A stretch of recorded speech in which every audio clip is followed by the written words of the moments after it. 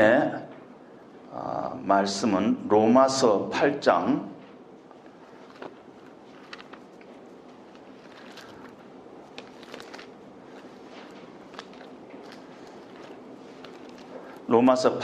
18절과 24절로부터 35절까지 말씀 제가 대표로 봉독하겠습니다. 로마서 8장 18절입니다.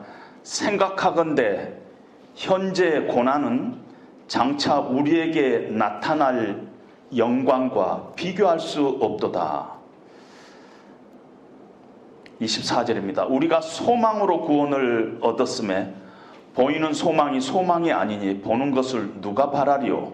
만일 우리가 보지 못하는 것을 바라면 참음으로 기다릴지니라. 이와 같이 성령도 우리의 연약함을 도우시나니 우리는 마땅히 기도할 바를 알지 못하나 오직 성령이 말할 수 없는 탄식으로 우리를 위하여 친히 간구하시느니라. 마음을 살피시는 이가 성령의 생각을 아시나니 이는 성령이 하나님의 뜻대로 성도를 위하여 간구하심이니라. 우리가 알거니와 하나님을 사랑하는 자 곧 그 뜻대로 부르심을 입은 자들에게는 모든 것이 합력하여 선을 이루느니라. 하나님이 미리 아신 자들을 또한 그 아들의 형상을 본받게 하기 위하여 미리 정하셨으니 이는 그로 많은 형제 중에서 맏아들이 되게 하려 하심이니라. 또 미리 정하신 그들을 또한 부르시고 부르신 그들을 또한 의롭다 하시고 의롭다 하신 그들을 또한 영화롭게 하셨느니라. 그런즉 이 일에 대하여 우리가 무슨 말하리요? 만일 하나님이 우리를 위하시면 누가 우리를 대적하리요? 자기 아들을 아끼지 아니하시고 우리 모든 사람을 위하여 내주시니까 어찌 그 아들과 함께 모든 것을 우리에게 주시지 아니하겠느냐? 누가 능히 하나님께서 택하신 자들을 고발하리요? 의롭다 하신 이는 하나님이시니 누가 정죄하리요? 죽으실 뿐 아니라 다시 살아나신 이는 그리스도 예수시니 그는 하나님의 우편에 계신 자요 우리를 위하여 간구하시는 자니라. 누가 우리를 그리스도의 사랑에서 끊으리요? 환난이나 공고나 박해나 기근이나 적신이나 위험이나 칼이랴. 여기까지 읽겠습니다. 잠시 기도하겠습니다. 하나님 아버지, 오늘 또 귀한 하나님의 말씀을 펴니다. 이 말씀이 나에게 주신 하나님의 말씀으로 다가올 수 있도록 하여 주시고 하나님의 능력이 내 삶 가운데 내 심령 가운데 역사되는 귀한 말씀으로 자리 잡을 수 있도록 하나님 은혜를 베풀어 주시옵소서. 예수님 이름으로 기도합니다. 아멘. 1980년대 90년도에 가요 톱10이라는 KBS의 음악 프로그램이 있었습니다.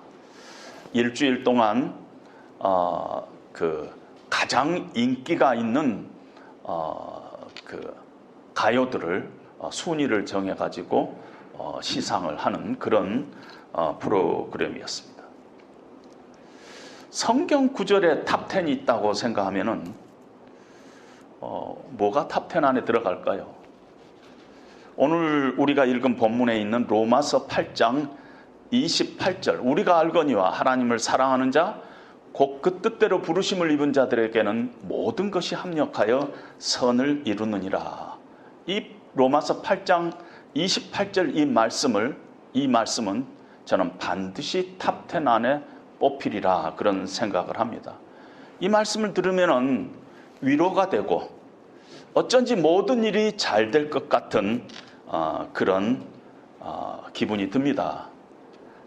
그런데 많은 크리스찬들로부터 사랑을 받고 있는 이 성경 말씀이 자주자주 오해되고 또 피상적으로 우리가 이해되고 있습니다.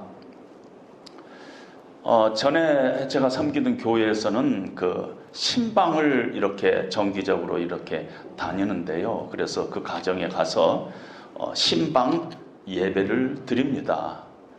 그러면 꼭 거기서 예배를 드리기 전에 이렇게 함께 찬송가를 하는데 아마 제가 가장 많이 선택한 찬송가가 찬송가 384장이었을 것입니다. 어쩐지 신방감은 그 찬송가를 불러야 될 것 같고 그래서 자주자주 그 찬송가를 불렀습니다. 나의 갈 길 다 가도록 예수 인도하시니 내 주 안에 있는 긍휼 어찌 의심하리요. 그런데 이 찬송가를 택해서 부를 때마다 제 마음 깊은 곳에 편하지 않는 뭔가 있었어요. 지금도 이 찬송가를 부를 때마다 저는 뭔가 좀 마음속에 편하지 않는 부분이 있다는 것입니다. 그 이유는 1절 끝부분에 무슨 일을 만나든지 만사형통하리라. 무슨 일을 만나든지 만사형통하리라. 이렇게 이 찬송가가 1절을 끝내고 있습니다. 함께 찬송을 부른 이 성도님 가정은 이 찬송가를 들으면서 이 찬송가를 부르면서 어떤 생각을 하시고 있을까? 이제 모든 일이 잘 될 거야. 예수 믿으면은 만사형통 한다고 했으니까 만사형통할 거야. 그렇게 생각하실까? 혹시 그렇게 생각하실까봐 늘 걱정이 되면서 이 찬송가가 참 부를 때마다 자주자주 부르는 찬송가였지만은 늘 마음속에 찜찜함을 갖고 있었습니다. 찬송가 384장은 파니 크로스비라는 분이 작사한 것인데 평생 한 9,000편 이상을 작사하신 위대한 찬송가 작사자입니다. 그런데 크로스비가 생후 6주 만에 눈에 염증이 생겼는데 치료를 잘못해가지고 실명이 됐어요. 그래서 평생 맹인으로 사셨던 분이 파니 크로스비입니다. 파니 크로스비가 무슨 일을 만나든지 만사형통하리라 이렇게 생각했을까 하는 그 생각을 하면서 혹시 우리나라 찬송가를 번역한 분이 잘못 번역하지 않았을까 하고 원문을 보니까 모든 것이 합력하여 선을 이루느니라. 로마서 8장 28절을 무슨 일을 만나든지 만사형통하리라 이렇게 번역을 한 것입니다.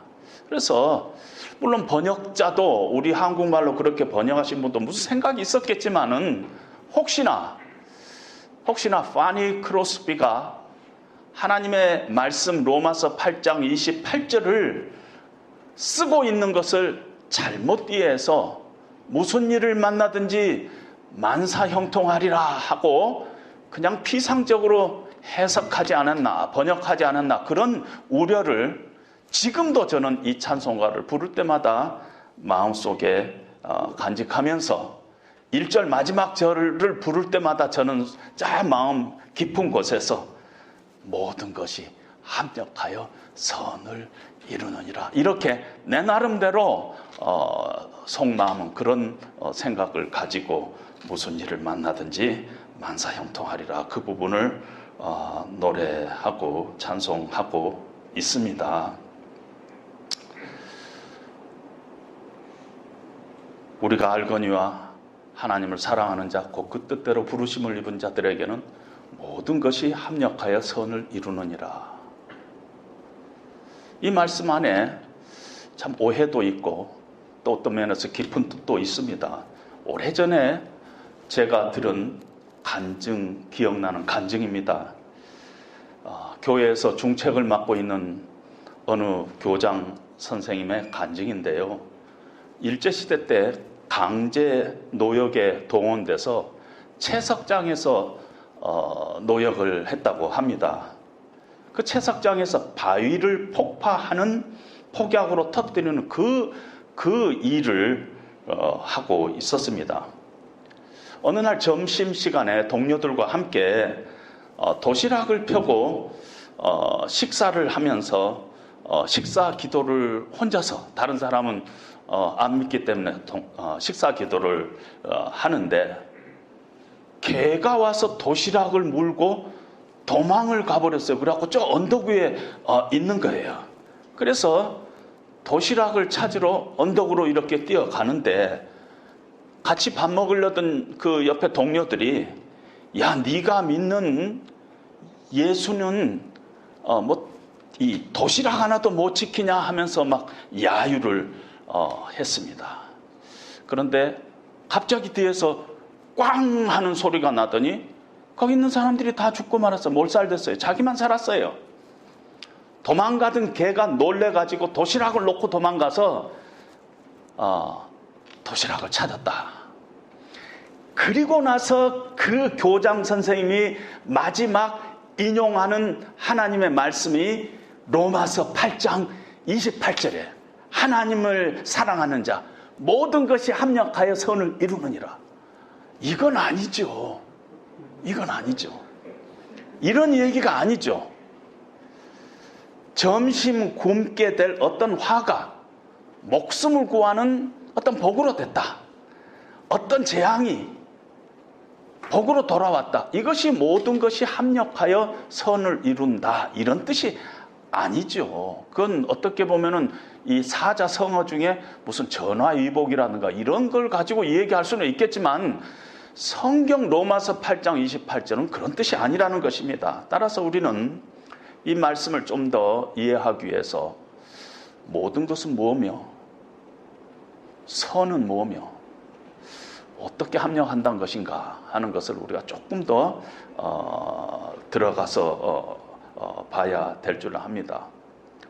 모든 것이 뭔가 했을 때 로마서 8장 전체적인 문맥이나 흐름으로 봤을 때 적어도 18절에 현재의 고난이 그 안에 들어갑니다. 현재 고난. 그리고 그 후에 피조물이라는 것으로 의인화하고 있지만은 여러 가지 탄식, 뭔가 이 땅에서의 절망, 탄식 이런 것들이 이 모든 것 안에 들어갑니다.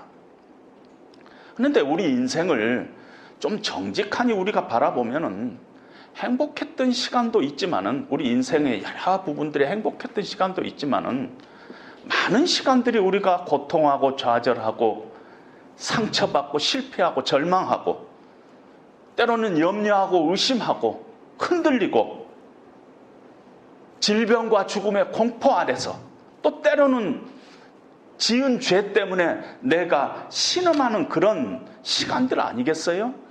그런 시간들이 다 모든 것 안에 포함된다. 이렇게 봐야 합니다. 그것이 종국에 가서는 선을 이룬다 그러는데 선은 뭐냐 했을 때 문맥상으로 봤을 때 현재 고난은 장차 나타날 영광, 이것이 선으로 볼 수 있다. 장차 나타날 영광. 또 오늘 본문 8장 28절하고 그 다음에 29절에 보면은 아들의 형상을 본받기 위해서 하나님께서 우리를 그런 과정을 겪게 했다. 이런 얘기가 나옵니다. 아들 예수 그리스도의 형상을 본받기 위해서 예수님 닮은 성숙한 크리스찬이 되는 것, 하나님이 기뻐하시고 아름다운 신앙인으로 서는 것, 그것이 하나님의 궁극적인 목표라는 것입니다. 성경을 우리가 전반적으로 봤을 때 하나님이 성도들에게 기대하는 것은 우리의 건강도 아니요, 우리의 부도 아니요, 우리가 하나님 앞에 성숙한 크리스찬으로 예수님 닮은 그런 신앙인으로 서는 것, 그것 자체를 하나님께서 종국의 우리를 향한 궁극적인 목표로 잡고 있는 것을 여기저기서 봅니다. 그렇기 때문에 마지막 선은 장차 나타날 영광, 좀 더 구체적으로 하면 예수 그리스도의 형상을 이루어가는 것, 이렇게 볼 수 있다는 것입니다. 합력하여 무엇이 어떻게 합력한다는 것인가? 하나님을 믿는 자의 삶 가운데 모든 것들이 서로 도와서 그런 뜻이에요. 어떤 질병과 고통과 절망과 때로는 어느 때는 기쁨까지도 다 그런 모든 것들이 합쳐져 가지고 종국에 가서는 하나님이 원하시는 선으로 바꿔진다는 것입니다. 우리가 근데 그런 구체적인 과정은 잘 모릅니다. 어떻게 합력하여 선을 이루는가, 그 과정은 잘 모릅니다. 끝내는 하나님께서 선으로 바꾸신다 하는 것들은 우리가 알지만은 구체적으로 하나님께서 어떻게 섭리하시고 어떻게 우리의 삶 가운데 그 모든 그런 인그리디언트, 우리의 삶의 여러 정황을 하나님들이 잘 가지고 간섭하시는가 하는 것들은 우리가 잘 모르죠. 야곱의 일생 중에요, 아들을 잃은 아픔을 겪은 때가 있었습니다. 요셉의 형들이 동생 요셉을 시기하고 그래서 미워해가지고 애굽에 팔고는요, 돌아와서 요셉이 입었던 채색 옷에 염소의 피를 묻혀가지고 아버지에게 갖고 와서 요셉의 옷을 보이면서 아버지 요셉이 들판에서 참 들짐승에 물려 찢겨 죽은 것 같습니다 하고 거짓 고백을 합니다. 야곱이 그때 요셉의 채색 옷을 붙잡고 통곡합니다. 내가 백발로 수월에 내려가서 내 아들을 만나리라. 사랑하는 아들을 잃은 엄청난 상실의 가슴 아픈 고통을 요셉이 겪었습니다. 야곱의 노년에 나이 들고 힘이 없을 때 세상에 기근이 찾아왔어요. 온 세상에 기근이 찾아왔어요. 애굽만 양식이 있었어요. 야곱의 잘못이 아니죠. 온 세상에 기근이 왔으니까. 그래서 야곱이 아들들을 불러가지고 아무래도 안 되겠다, 애굽에 가서 식량을 구해와야 되겠다 하고 10아들, 막내 베냐민만 남기고 10아들을 애굽에 보냈는데 얼마 후에 9아들만 돌아온 거예요. 시므온이 돌아오지 않은 것이에요. 웬일이냐 했더니 애굽의 총리가 시므온을 오게 가다 놓고 베냐민을 데려오지 않으면 시므온은 돌아갈 수 없다. 너희가 양식도 얻을 수 없다 하더라는 것이에요. 이제 야곱이 사랑하는 아들 베냐민까지 내놓아야 할 상황에서 야곱이 이렇게 고백합니다. 너희가 나에게 내 자식을 잃게 하는구나. 베냐민에게 무슨 일이 생기면 나 못 산다. 이러면서 고백을 합니다. 그때 창세기 42장에 야곱이 이렇게 말합니다. 요셉도 없어졌고 시므온도 없어졌거늘 베냐민을 또 빼앗아 가고자 하니 이는 다 나를 해롭게 함이로다. 이렇게 탄식을 합니다. 그런데 놀라운 것은요, 야곱이 이 말을 하는 그 순간에 요셉은 애굽의 총리로 살아있고요, 시므온도 요셉의 그 어떤 주권하에 살아있고요, 베냐민도 나중에 우리가 아다시피 다 돌아올 것입니다. 따라서 우리가 이 한 사람의 인생의 이런 정황들을 이렇게 보면서 만약에 야곱의 일생 가운데 기근이 없었다면은 요셉이 총리가 되지 않았을 겁니다. 만약에 기근이 없었다면은 야곱은 평생 아들 요셉을 만날 수도 없었을 것입니다. 따라서 야곱이 지금 참 화라고 생각하는 이 기근은 야곱의 눈에는 고통이었지만은 하나님은 이 기근을 통해서 야곱을 회복시키는 하나님의 귀한 영적인 수단을 지금이 되고 있다는 것을 우리는 이제는 우리가 성경을 통해서 알고 있잖아요. 뿐만 아니라 하나님께서는 이런 과정을 통해서 하나님께서 야곱을 다루십니다. 그래서 끝내는 야곱이 아니라 이스라엘로 세우기 위한 하나님의 계획이 이 안에 있습니다. 여러분 창세기 마지막 부분에 보면은 야곱이 얼마나 하나님의 은혜의 가슴으로 뛰어들고 있는가를 우리는 보면서 참 야곱이 존경할 만한 신앙인으로 바뀌어 있는 것을 봅니다. 하나님께서 원하시는 그 선을 이루는, 한 사람의 일생 가운데서 선을 이루는 그것이라는 것입니다. 수많은 인생의 우여곡절, 슬픔과 상실과 고통과 기근과 이 모든 것들을 이 다 하나님께서 모아가지고, 그 각각은 참 슬프고 아프고 쓴 것들이었지만 그걸 다 모아가지고 하나님께서는, 종국에서는 하나님께서 원하시는 그런 선을 이루는 것을 우리는 봅니다. 야곱은 하나님의 이런 주권적인 섭리와 그런 일들을 이해할 수가 없었습니다. 저는 이 설교를 이렇게 준비하면서 이런 것이 떠올랐어요. 우리가 김장할 때 보면은요, 칼로 무를 자르고 소금을 막 뿌려가지고 절이고 고춧가루, 설탕, 액젓, 새우젓 이런 거 넣어갖고 막 범벅을 해가지고 김장독에다가 탁 넣고 한 몇 달간 숙성을 시키면 나중에 김장김치가 나오지 않습니까? 개별적으로는 우리가 최선이라고 얘기할 수 없어요. 김치 담아 놓고 배추 따로 먹고 소금 따로 먹고 설탕 따로 먹고 새우젓 따로 먹고 그런 사람 없습니다. 그럴 수 없어요. 그러나 우리가 알 수 없지만 참 그 하나님의 섭리 가운데 이런 그 과정을 통해서 합력하여 비유적으로 하면은 맛있는 김장김치가 나오는 것과 같은 work together, 서로 work together, 합력해서라는 게 그런 뜻입니다. 서로 뭔가 따로따로는 고통이고 아픔이고 상실이고 절망이고 하지만 그런 것들이 다 모아가지고 합력하여서 나중에는 맛있는 김장김치로 나오는 그런 것들이 연상이 되고 있습니다.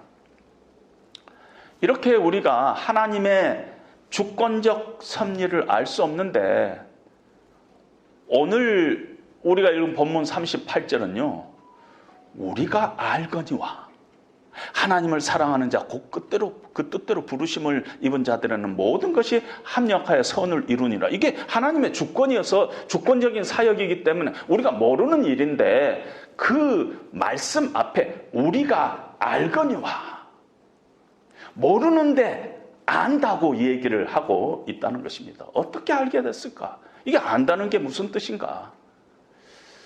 뭘 보고 경험해서 안 것 같지는 않아요. 왜냐하면은 24절에 보면은 보이는 소망이 아니니 보는 것을 우리가 누가 바라리요? 보면서 우리가 소망하는 건 그건 소망이 아니라는 것이에요. 소망으로 구원을 얻는다고 했는데 보이는 것을 기대하고 바라고 소망 가운데 두고 있는 사람 세상에 어디가 있느냐? 안 보고 지금 안다는 거예요. 안 보고. 그래서 우리가 이렇게 추적해 보면은 18절의 말씀 우리가 다시 한번 보면, 생각하건대 현재 고난은 장차 나타날 영광과 비교할 수 없도다. 어떻게 알았냐면은 바로 이 말씀이 지금 이 글을 쓰고 있는 이 성경을 쓰고 있는 사도 바울의 마음 깊은 중심에 깔려 있다는 것. 생각하건대 현재 고난은 장차 나타날 영광과 좋게 비교할 수 없도다. 생각하건대, 뭔가를 생각했다는 것이, 이 생각하다가 우리가 뭘 생각했다, 내 생각에는, 내 의견에는 현재 고난은 장차 나타날 영광과 좋게 비교할 수 없다, 내 생각에는, 내 견해는 그렇다, 그런 뜻이 아니에요. 이 생각하건대라는 이 단어는요, 로기조마이라는 단어를 쓰고 있는데, 이 단어가 등장할 때마다 믿음의 내용들이 같이 등장해요. 로기조마이, 여기서 이 단어가 어디서 나면 로고스, 하나님의 말씀에서 나왔어요. 그러니까 생각하건대는 그냥 내가 생각하기에 내 의견으로는 그런 뜻이 아니라 나의 전 존재를 걸고 내가 확실히 믿는 바는 이런 뜻이에요. 늘 믿음의 내용을 이야기할 때 로기조마이라는 단어를 로마서에서 수없이 쓰고 있습니다. 현재 고난은 장차 나타날 영광과 비교할 수 없다는 것을 나는 확실히 믿는다. 이런 뜻이 내가 생각하건대 로기조마이라는 뜻이라는 것입니다. 이 로기조마이는요, 이 생각은 생각해서 이렇게 믿게 되는 이 과정 속에 이 말씀이라는 게 있는데, 이 성령께서 내 심령 가운데 말씀, 지혜의 말씀을 허락한 것이에요. 그래서 내가 깨닫고 알고 확신하게 된 것인데, 이것이 바로 믿음이라는 것이에요. 그래서 로기조마이는 이 믿음이 이야기할 때 거기에 늘 핵심적인 단어로 등장하는 것이 생각하건대 나는 그렇게 확신한다. 이게 항상 믿음과 연관이 된다는 것입니다. 믿음으로 내가 알게 됐다는 것이 결국 28절의 말씀은 내가 알거니아는 어떻게 알게 됐느냐? 로기조마이로부터 내가 확신하고 내가 알게 됐다는 것입니다. 하나님의 경륜을 내가 다 이해할 수 없지만은 믿음의 눈을 들어서 바라봤더니 내가 확실하게 믿을 수 있다. 그런 말씀을 지금 드리고 있는 것이라는 것입니다.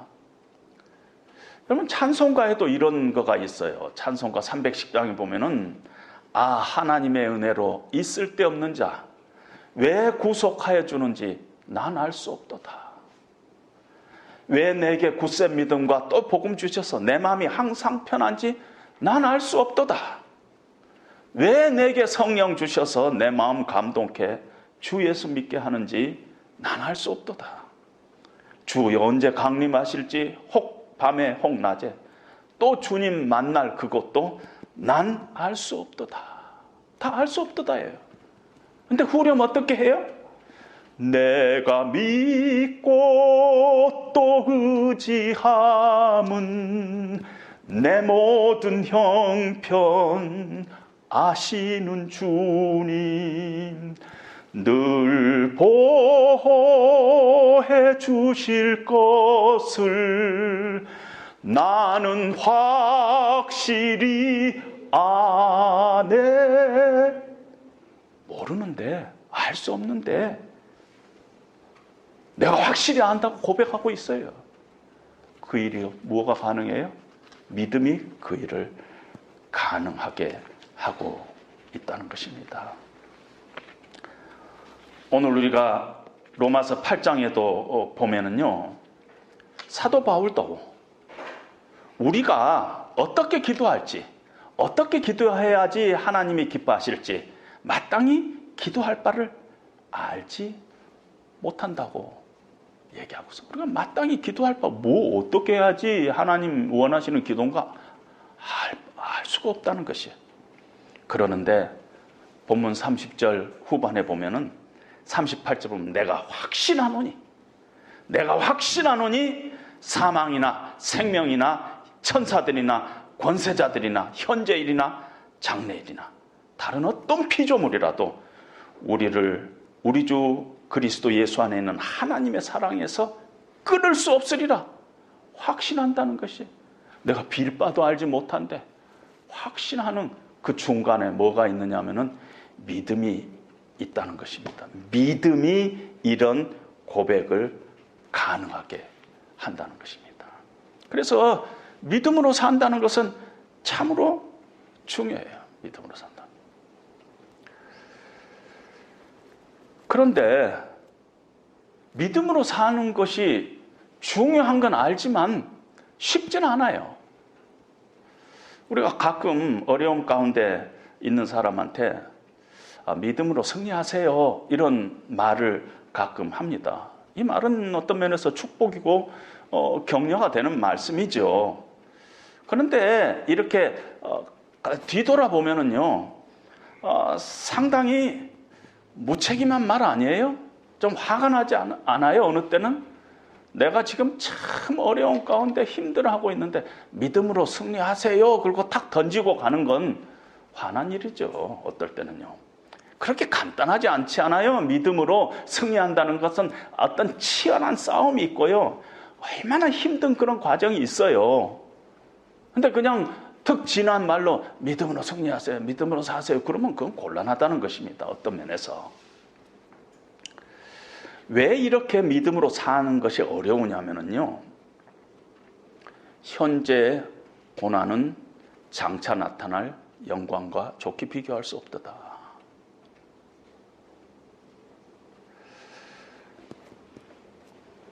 고난이 결국은 영광이 된다는 거 우리가 알아요.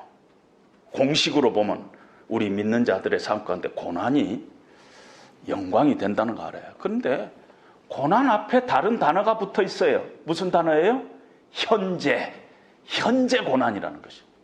영광이 좋은 거 알아요. 영광이. 근데 영광 앞에 붙어 있는 단어가 뭐예요? 뭐예요? 장차 나타나. 이건 장차 나타나. 눈에 안 보이고, 어떤 면에서 내가 죽고 난 다음에 새하늘과 새 땅에서 나타날 영광이고, 고난은 지금이라는 것이에요. 그러니 이게 쉬운 일이 아니라는 것이에요. 믿음으로 산다는. 그래서 오늘 성경은 24절 25절에 너희가 참음으로 기다려야 할 줄로 아느니라는 것이에요. 이 믿음의 과정을 겪을 때 참음으로 기다려라는 것이에요. 언젠가 제가 하박국을 설교하면서 믿음이라는 단어가 원래 뜻은 뭐라 그랬어요? 그냥 버티는 거라 그랬어요. 그냥 버티는 거라 그랬어요. 이렇게 믿음으로 산다는 것이 쉽지 않고, 그래서 우리의 삶 가운데 금년 한 해도 오직 믿음으로 내가 살리라 하고 우리가 교회 표를 정하고 시작했지만은 믿음이 흔들릴 때가 참 많죠. 왜냐하면 믿음으로 지속적으로 우리가 참 승리하면서 산다는 게 쉬운 일이 아니기 때문이라는 것입니다. 세상도 흔들리고 믿음도 흔들리고, 그런 상황 가운데서 실존적으로 우리의 믿음, 여러분과 나의 믿음도 흔들리고 있는데 우리가 이때 어떻게 해야 되느냐. 오늘 말씀에서 하나님께서 우리에게 약속하시고 격려하신 것이 있습니다. 그걸 우리가 붙잡고 일어서야 된다는 것입니다. 첫 번째는요, 하나님께서 우리 인생뿐만 아니라 우리가 믿음이 흔들릴 때 믿음을 세우는데 하나님께서 주도적으로 하신다. 하나님께서 주도하신다. 주도권을 하나님이 쥐고 하신다. 내가 막 내 믿음을 세우기 위해서 막 애써야 하고 신앙생활 잘하기 위해서 전 책임이 나한테 있고 그런다면 참으로 어려울 텐데 하나님께서 이 전 과정을 주도하신다는 것이에요. 우리말은요, 영어나 원문을 번역할 때 주어를 자주자주 생략해버려요. 그래도 말이 어느 때는 더 매끄러우니까. 그래서 28절을 원문 같이 해석을 하면은 하나님을 사랑하는 자에게 하나님은 모든 것을 합력하여 선을 이루십니다. 하나님은이라는 주어가 들어 있습니다. 29절, 30절 두 절에도 하나님이라는 주어가 7번 쓰이고 있어요. 제가 그걸 하나님을 넣어서 다시 여러분들에게 읽어보면 하나님이 미리 아신 자들을 또한 그 아들의 형상을 본받게 하기 위하여 하나님이 미리 정하셨으니 또 하나님이 미리 정하신 그들을 또한 하나님이 부르시고 그들을 또한 하나님이 의롭다 하시고 하나님이 의롭다 하신 그들을 또한 하나님이 영화롭게 하셨느니라. 이 모든 일에 하나님이 우리 인생 가운데 주도적으로 개입하시고 있다는 것입니다. 특별히 우리 믿음이 흔들릴 때 하나님이 이 믿음 가운데에서 이 흔들리는 믿음을 붙잡고 우리를 다시 세워나가는데 하나님께서 주도적으로 하나님께서 하신다는 것입니다. 두 번째로는요, 성령께서 우리를 위해서 중보하세요. 26절에 보면 중보하세요. 우리 믿음이 흔들릴 때 하나님께서 야, 왜 믿음이 그렇게 흔들리는 거냐? 네 흔들리는 것은 네 책임이야. 네가 알아서 해. 그런 하나님이 아니시라는 것이에요. 오늘 성경에 보면은 우리 연약함을 아시고 우리 연약함을 안다는 것이에요. 하나님께서 우리에게 믿음을 요구하세요. 네가 믿음으로 살아야 한다. 요구하세요. 그런데 요구로 끝나지 않고 요구에 더해서 하나님께서 우리의 연약함을 아신다는 것이에요. 그리고 구체적으로 우리의 믿음을 위해서 성령 하나님이 하나님께 간구하는데 어떻게 간구하냐면 성령 하나님이 우리를 위해서 하나님께 간구하는데 어떻게 간구하냐면 말할 수 없는 탄식으로 우리를 위해서 친히 간구하시더니 말할 수 없는 탄식으로 우리를 위해서 친히 간구하시느니라. 그래서 우리의 믿음이 흔들릴 때, 우리가 믿음에서 떠날 때 내가 믿음 잘 세워가지고 하나님 앞에 나가야 되겠다.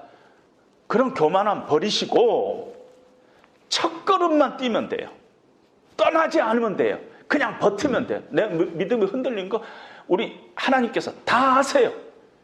그냥 첫걸음만 안 되면은 하나님 그것만 하시라는 거예요.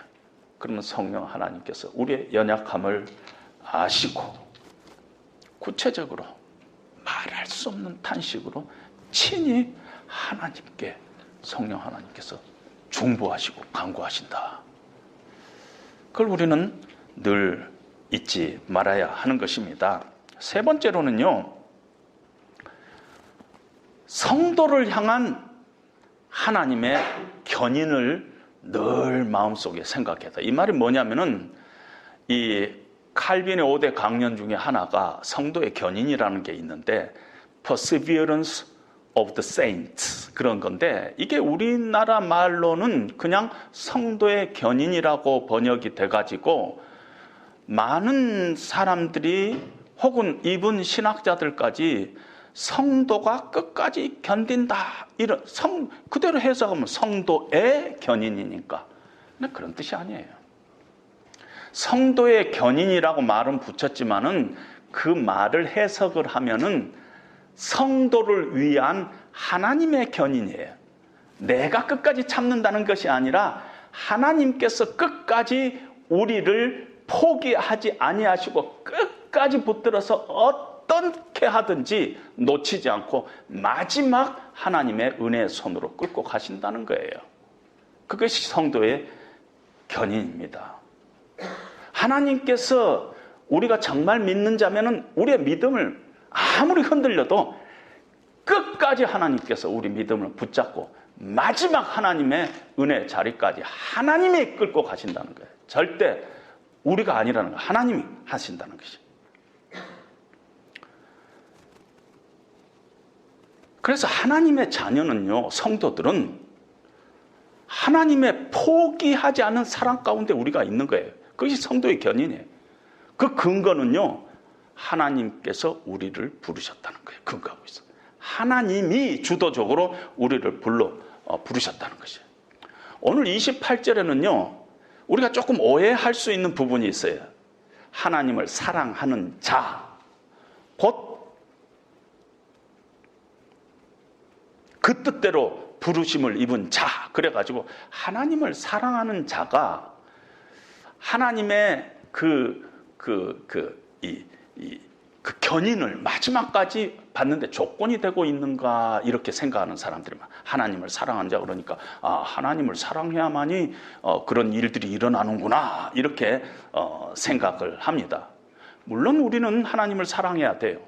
그러나 하나님을 우리가 사랑한다는 것이 하나님께서 우리를 마지막까지 붙잡는 근거가 되고 있지 않아요. 왜냐하면 여러분, 우리가 고난 중에 있으면 하나님 사랑하기가 너무너무 힘들어요. 그렇지 않아요? 하나님한테 매달리고 하나님 의지하고 하나님 은혜를 갈망하기는 쉬워도 하나님 사랑하기는 쉽지 않다는 것이에요. 미국의 유명한 목사님 중에서 로날드 던이라는 목사님 계신데, 그 아들이 약물 이렇게 과다, 디프레션이 있었고 약물 과다를 하고 자살을 했어요. 18살짜리 아들이.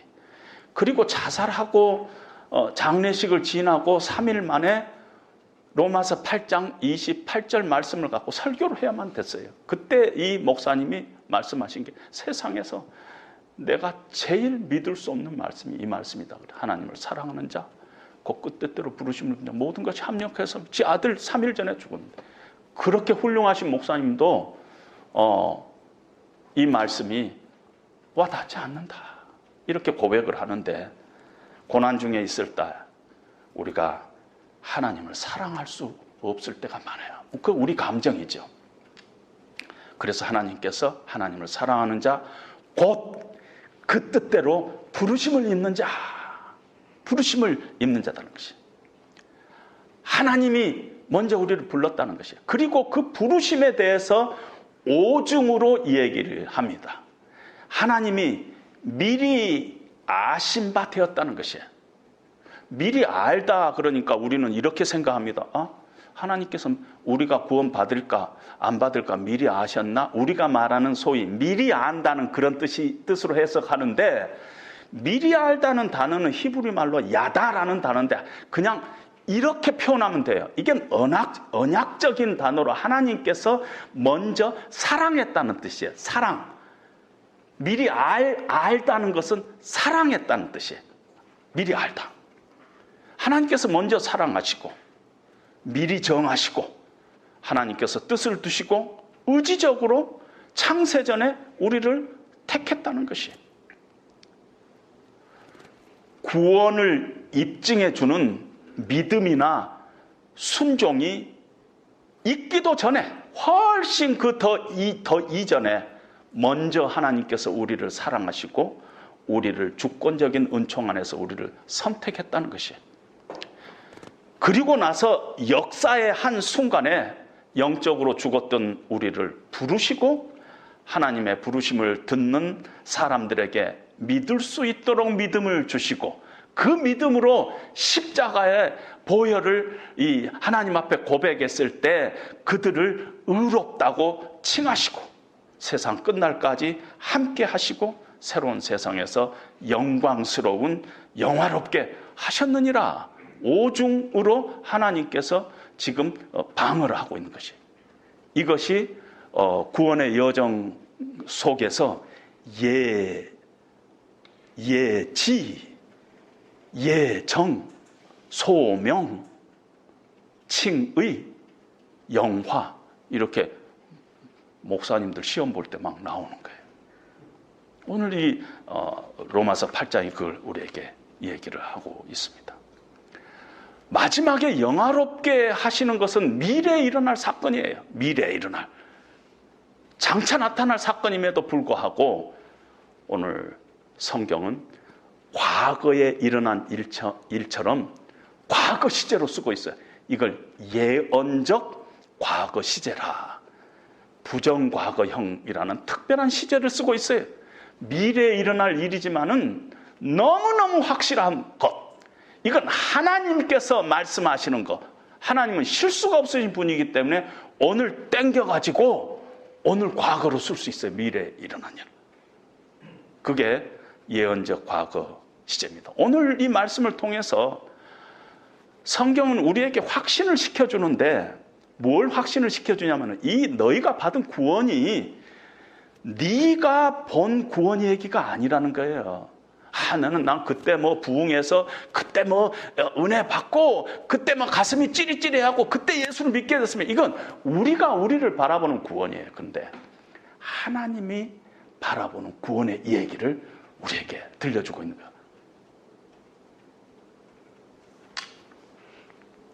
네가 이 세상에 오기도 전에 훨씬 그 전에 하나님께서 사랑하시고 하나님께서 예정하시고 뭐 믿음도 없고 뭐 순종이라는 그런 단어조차도 없을 때 네 복중에서 네가 이 땅에 태어나기도 전에 하나님께서 그때 너를 사랑으로 택했다는 것입니다. 그리고 역사의 어느 한 순간에 네 인생 가운데 하나님께서 너를 불러가지고 십자가의 구원의 도를 믿게 하시고 네가 믿으니까 그 믿음을 보시고 하나님께서 의롭다 칭하시고 마지막 날 너를 영화롭게 한다는 것입니다. 하나님께서 끝날까지 내가 놓지 않겠다. 우리 믿음이 아무리 흔들려도 이 하나님의 오중적인 장치, 구원의 오중적인 장치를 우리가 붙잡고 나는 내 감정으로 보면은 내가 믿음이 떨어져갖고 이래갖고 구원 받겠나? 그렇지만 그렇지 않다는 것입니다.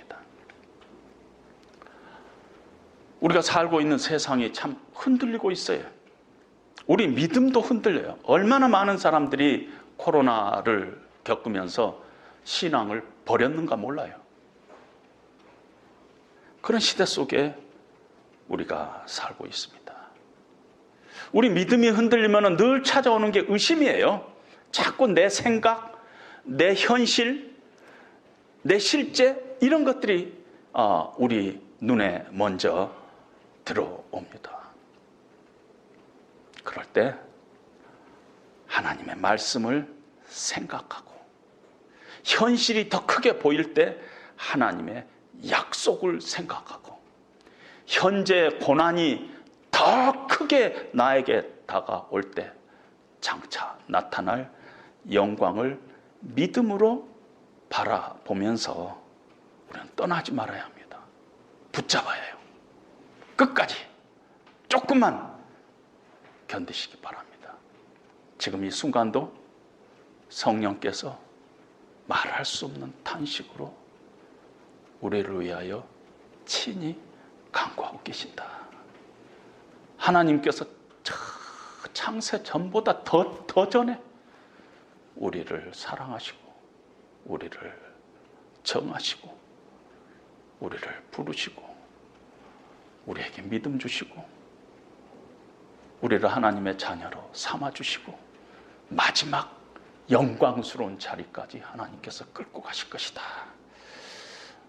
하는 그런 믿음을 다시 우리 붙잡고 일어서야 되는 그런 때인 줄로 압니다. 그런 은혜가 저와 여러분들에게 함께 하시기를 주님의 이름으로 다시 한번 부탁드립니다.